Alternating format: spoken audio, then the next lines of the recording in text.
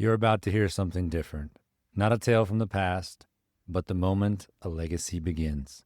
Welcome to a very special episode of Viking Legacy and Lore. Today, we're not analyzing myths. We're not breaking down battles. We're stepping into the storm to meet a woman you haven't heard of yet. You see, this is the beginning of a two-part trilogy. I set out to write a trilogy about the last Viking, to follow the journey of a Viking who survived Stamford Bridge and has to find his way in a world where Vikings were phased out. Most people think Vikings ceased to exist, but the truth is they merged, they blended, they shifted occupations, or they became mercenaries for the rich and powerful. As I began to write the prologue to this last Viking series, and part of what you're going to hear today is the original from that, but has now been developed. I was writing the prologue about the last Viking's mother and a brief story and explanation of where the hero came from, his bloodlines, and so on. But as her story developed, I couldn't help but think of all the adventures she could have during the final decades of the Viking Age. So, in short, she gets her own trilogy, which will also provide plenty of backstory for the last Viking when the time comes. What I'm going to share with you today is the prologue to this historical fiction trilogy that I've been crafting behind the scenes. It's a saga of birthright, identity, faith, and fire. It's deeply researched, richly imagined, and it's rooted in the real Viking world that we explore on this podcast. I hope you enjoy this story. I'll be back at the end with some final thoughts and a special offer. The wind howled down the fjord, a beast let loose from the jaws of winter. It curled around the black timbers of the village, rattling doors, hissing through thatches, clawing at the eaves like a thing seeking shelter and finding none. The sea lay beyond, restless, a shifting mass of gray, dragging itself against the shore as if it might pull the land down into its depths. Foam lapped and seething, a gray mouth hungry for the cliffs. The air was thick with brine and the scent of rotting kelp, with the damp smoke curling weakly from shuttered hearths, struggling against the storm. She stood there at the edge of it all, a dark figure cloaked in salt and sorrow, her hands pressed against the swell of her belly. Feeling the child shift beneath her ribs, the weight of the journey clung to her, salt stiff in her hair, cold in her bones, weariness settled deep in the sinew of her legs. She had come so far, over the black-backed waves, past the fjord's jagged teeth, through the bite of the northern wind, and yet now, standing in the place Leif had called home, she felt as if she had never left the sea at all, still adrift, still untethered, a ship cast onto foreign shores, but no welcome fires burned for her. No hands reached out in greeting, no voices called her name. The village lay quiet, swallowed by mist and storm, its doors shut against the night. No eyes watched from the shadows, no whispers ran ahead of her arrival. She was a ghost upon the shore, unseen, unheard, a lone traveler stepping into a world that did not know that she had come. The wind pressed at her back, urging her forward, but there was nowhere to go, only the darkened houses, the narrow winding paths slick with rain, the great looming cliffs beyond, white-veined and jagged, where the sea crashed ceaselessly below. Somewhere in the distance, a door creaked, then slammed shut. A dog howled, long and low, a mournful sound that was swallowed almost instantly by the gale. The cold pressed in, seeping through the wool of her cloak, curling its fingers into the damp folds of her dress. The child stirred again, a slow, rolling movement beneath her ribs, and she clutched her belly tighter as if she could shield it from the wind, from the storm, from the empty silence of this place. She took a step forward, then another, her boots sinking into the wet earth. No torches flickered, no voices murmured within the walls around her. Only the storm moved, howling through the empty space, filling the void with its voice. She could have turned back, could have slipped into the mist, vanished like a breath upon the wind, and no one would have ever known she had stood there at all. Leif had told her to go ahead, to take the waves before them, to ride the wind to the place that he was born, the village of his childhood, the place of his first steps, his first wounds, his first knowing of the world, before his father had torn him from it, before he was cast westward, to the ice and the stone, to the land where breath turned to frost and the sea cut like a knife. He had spoken of it in rare occasion, quiet moments, his voice low, his gaze distant, a shadow of longing curling beneath his words, a name held between his teeth like something sacred, something fragile, as if to say it too often might shatter it to dust. A place where the cliffs reared high, white against the blue-gray sky, where the sea stretched endless and waiting, where a boy had once run barefoot through the summer grass, his laughter lost in the cry of gulls. Go there, wait for me. He had said it that night, hands firm around hers, fingers calloused and cracked with the years of wind and rope, yet soft in their knowing of her, in their need of her. The battle in Iceland was upon them. The iron was singing against the whetstone, the ships groaning under the weight of men who sharpened their thirst on the promise of war. Already, the mead was thick on their tongues, their bellies restless, their voices raised in the old songs, the ones that spoke of the spear and fire and all that must be given. He had never feared it, not the breaking of bodies, nor the red mist frenzy of the fight. He had never flinched at the meeting of an axe and bone, nor had his hands ever trembled at the weight of the sword. And yet, there had been something else in him that night, something heavy in the set of his jaw, something deeper than the hunger of battle, something that made her stomach tight, a weight upon him, an unrest he couldn't shake. The firelight had twisted across his face, shadows stretching, retreating, shifting in the hollows of his cheek, and for the first time she had seen it. The quiet knowing, the thing that he would not name. He had seen too many men fall, had watched the red seep slow from the bodies he had fought beside, had stood too long in the wet churn of the battlefield, the stink of death curling into his skin. It was not dying he feared, not the cut nor the silence that might come after. It was the leaving her, leaving the child that stirred now within her, the child that carried his blood, his name, his fire, the child that might never hear his voice, never feel the rough warmth of his hands, never know the man who had set them upon this course. Find the woman who lives on the cliffs, the one who helped bring me into the world. She'll see you safe. His voice had caught them, just for a breath, a moment so small that another might have missed it. But not her, never her. She had heard it, the thing beneath the words, the raw edge of something that was neither command nor plea, but both. A promise, unfulfilled, a future unwritten. He would have wed her had fate allowed it, would have spoken the words, the oaths, would have claimed her before all, before his God and men, had time not been a beast with its teeth already in them. But time had only given them this moment, only firelight and quiet hands and words that burned like runes carved deep into stone. He had kissed her then, slow, aching, as if he could leave some part of himself behind, as if he could bind himself to the child that would grow without him, the child that would walk upon the earth with his fire in its heart. And when he had pulled away, he had held her face, searching her eyes, drinking her in, as if he might never see her again, as if he knew.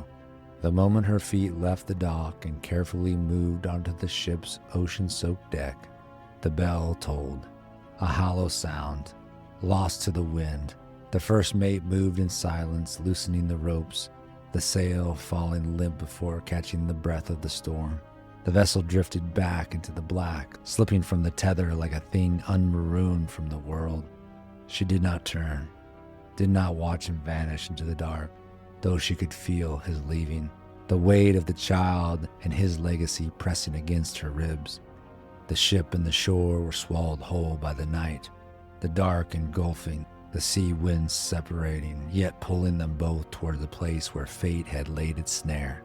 The ship fading into the silence, his words still heavy in the air, heavy in her bones, heavier still with the life that moved within her.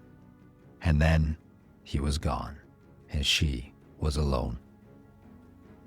She had felt it then, and she could feel it now, standing on the shore, an unease, a prickle at the back of her neck, the hush of the village, the weight of unseen eyes, the way the wind twisted through the gaps in the timbered walls, as if whispering warnings meant only for her. Leif was gone, and she was alone.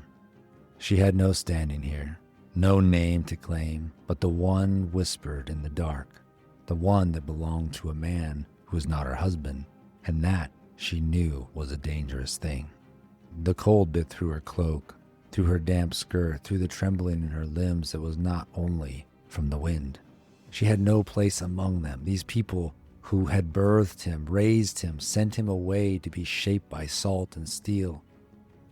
She had hoped, foolishly, for some thread of welcome, some glimpse of him in their faces, but she saw only suspicion, only the quiet retreat of shadowed figures behind shuttered doors. No hands reached to help. If they saw her at all, they pretended not to. Her fingers curled around the curve of her belly as she might shield the life within from the cold, from the indifference, from the sharp edges of this place that felt less and less like a haven and more like a place forgotten by kindness. A gust of wind shrieked through the narrow pass between the houses, driving rain into her face, stinging her skin like needles of ice. She gasped, blinking away the wet, her breath a sharp hitch in her throat. She could not stand here waiting for the welcome that would not come. Leif had told her where to go, the house on the precipice where the cliffs plunge sheer into the churning gray, where the wind never ceases its howling lament. There, he said, she would find the old woman, the one who had first drawn him from his mother's womb, and the one who had known him before he ever drew a breath. She set her jaw, her boots heavy against the mud-slick ground as she turned towards the path that led upward. It was steep, winding, treacherous in the dark. The sea roared below, an unrelenting chorus of hunger and pull, and she swore she could feel it reaching for her, beckoning with its white-capped fingers. Step by step, she pressed on, one hand braced against her belly, the other clinging to the jagged rocks that jutted out from the hillside. The wind fought her, tearing at her cloak, at her hair, as if it too wished to drag her backwards. She clenched her teeth, bent low, forced herself forward. Then, light, faint, flickering, barely more than a distant glow. Relief surged through her, weak and shuddering. Her vision blurred, whether from rain or exhaustion or something deeper, she didn't know.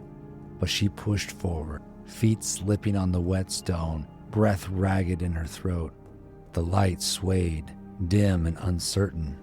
Or was it she who swayed? A hand against the door, fingers numb, fumbling, a breath and then another, steadier now. She knocked once, twice. A pause. The wind howled, carrying her prayer into the night. The door swung open before she could knock a third time, as if the wind itself had willed it. A woman stood there, old as the cliffs, her face carved deep with time, the lines of it more map than flesh, more story than skin. Her eyes, black as a crow's wings, sharp as flint, swept over her in a single glance, taking in the soaked cloak, the hollowed cheeks, the way her arms curled tight around her belly as if she alone could hold the child safe within. The woman did not ask her name, did not ask her purpose. The sea had already whispered it to her. The wind had carried the scent of birth and blood before the first step landed on her threshold. "Come," the woman said, voice like dried leaves crushed beneath a boot. "You have no time." Inside, the air was thick with the scent of herbs, dried stalks hanging from the rafters, their brittle bodies rustling as the wind forced its way through the cracks. The peat smoke curled low in the air, mingled with the damp musk of wool and deep-rooted scent of wood long soaked in the sea air.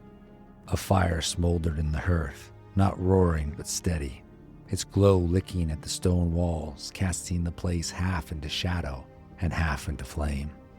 The old woman led her forward, her grip firm but not unkind, guiding her toward a bed of furs laid out by the fire. Her knees buckled before she could reach it. A sharp gasp escaped her lips, the pain twisting through her like a blade slipping between ribs. She braced herself against the woman's arms, her fingers clawing into the coarse fabric of her sleeve. "Leif sent me," she rasped, her words barely more than a breath. The weight of them pressing down as if speaking his name aloud might summon him from the dark. The woman did not flinch, did not pause, only nodded as if she had known this all along, as if she had been waiting for this very moment since the day she had brought Leif into the world. "I know," she muttered. A cool hand pressed into her forehead, calloused but certain, the touch of one who had seen the beginning and the end of many lives. A palm against her belly, reading the language of pain written beneath the skin. A flicker of something in the old woman's eyes, not fear, not doubt, but knowing. Another wave of pain crashed over her, worse this time, deeper, pulling her under like a riptide. The air tore from her lungs in a strangled cry. She folded forward, her nails digging into the furs beneath her, teeth clenched, breath coming in ragged gasps. The storm outside howled in answer. The wind slammed against the walls. The wooden beams groaned as if they too bore the weight of it. The old woman moved quickly now, pressing herbs into a cup with fingers that had done this 100 times before. She worked like a woman who had seen death come too swiftly, who knew the battle was not always fought with steel, but with breath and blood and will. A murmur, low, steady, not a prayer, not a plea, but something older, something woven into the fabric of birth and bone. The room narrowed to firelight and pain, to the press of hands upon her skin, to the world fracturing into nothing but the force of life tearing through her. Thunder rolled, deep and growling, as the waves below crashed against the cliffs, and the wind shrieked through the trees like the wailing of spirits. The storm raged, but inside, the battle was hers alone. And she would not yield, not yet, not until the child was free. The storm howled, a thing of rage and ruin, beating its fists against the walls, rattling the bones of the house as if they might tear it from the earth. The wind whistled through the eaves, a dirge for the dying, a herald for the living, and then a cry. Thin, piercing, raw as the first light breaking over the sea, a sound that cut through the dark, through the weight of death, pressing close, a thread of something untouched by the sorrow in the room. The child, a girl. The old woman lifted her, bloodied and slick, her tiny limbs curled tight against the cold. Steam rose from her skin in the firelight, life warring against the chill that had crept into the house, into the mother's bones. The storm rattled the door, bellowing its fury, but inside, for a moment, there was only the hush of the living and the dying. She reached out, hands trembling, fingers brushing the damp warmth of her daughter's skin. So small, so impossibly small. The weight of her, no more than a breath, yet heavy with everything. A legacy unspoken, a line unbroken. Leif's child, his blood, his fire, his strength, waiting to unfold in the limbs still soft and eyes yet to open. She traced the curve of the girl's cheek, the impossibly delicate lips, lips that would one day speak, that would one day shape words, name stories. The world blurred at the edges, the warmth slipping from her limbs, the pull of the dark growing stronger. She tried to speak, to name her, to send her into the world with something of herself, something more than the blood in her veins, more than the sorrow in this moment. But her breath was failing, her lips parting soundlessly, her voice lost in the space between worlds where life and death brushed fingertips before parting. The old woman watched, silent, the knowledge of endings etched deep into the lines in her face. She had seen death before, met it in dark rooms, beneath open skies, and in the damp hushes of battlefields where the dying clung to the last threads of their unraveling fates. and she knew it came for kings and beggars alike. No ear for prayers, no patience for bargaining. But this was different.